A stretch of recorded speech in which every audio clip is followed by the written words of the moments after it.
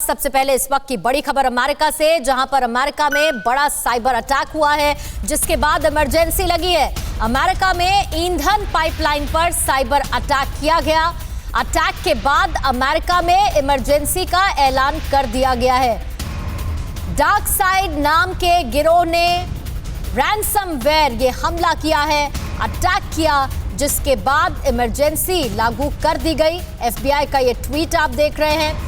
America में ये बड़ा साइबर हमला है, इमरजेंसी लागू कर दी गई है। मेरे सहयोगी मनीष इस पर और ज्यादा जानकारी दे रहे हैं। मनीष, इस साइबर अटैक को जरा समझाइए, क्या हुआ है वहां? जी हाँ, बिल्कुल। देखिए, अमेरिका में जो ये अब तक का सबसे बड़ा साइबर हमले में से एक साइबर हमला हुआ है, जो कि अमेरिका की एक बड़ी गैस पाइपलाइन कंपनी है, कोलोनियल पाइपलाइन, जहां से गैस और ईंधन सप्लाई की जाती है, खास करके अमेरिका के टेक्सास में, अटलांटा में, टेनेसी जैसे राज्यों में, और फिर वहां से ईंधन न्यूयॉर्क तक आता है। 2 दिन पहले वहां पर साइबर हमला हुआ और इसके तहत उस कंपनी के सर्वर को, उस कंपनी के कंप्यूटर के बहुत सारे स्क्रीन को कब्जे में ले लिया वहां पर, और उसके बाद फिर पैसे की मांग की गई है, का बहुत बड़ी रकम की मांग की गई है। FBI इसकी इन्वेस्टिगेशन कर रही है। तमाम जो कंपनी से जुड़े जो तमाम एजेंसियां हैं वो इसकी इन्वेस्टिगेशन कर रही है। इमरजेंसी लागू हो गई है। अनुमान ये लगाया जा रहा है कि फिलहाल पाइपलाइन के जरिए गैस सप्लाई नहीं हो पाएगी और अब मजबूरन जो है वो इन सड़क मार्ग के जरिए ईंधन सप्लाई करना पड़ेगा, जिससे अगले 1 हफ्ते तक अमेरिका बुरी तरह प्रभावित रहने वाला है।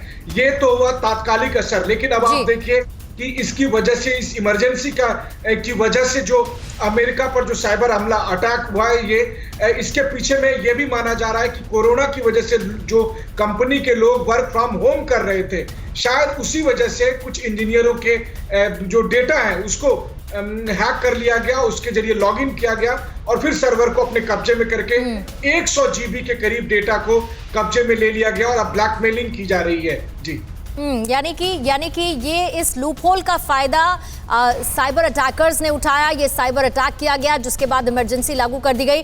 मनीष, ये भी समझाइए, क्योंकि आप कह रहे हैं कि कम से कम एक हफ्ते तक अब ये टेम्पररी व्यवस्था रहेगी, ईंधन पहुंचाया जाएगा, लेकिन इसके लिए कोई ब्लूप्रिंट तो तैयार कर ही लिया गया होगा, क्योंकि इमरजेंसी लागू कर दी गई है। इस पर किस तरीके के रिएक्शंस आ रहे हैं और 1 हफ्ते में इसे नॉर्मलाइज कर लिया जाएगा, ये तय है?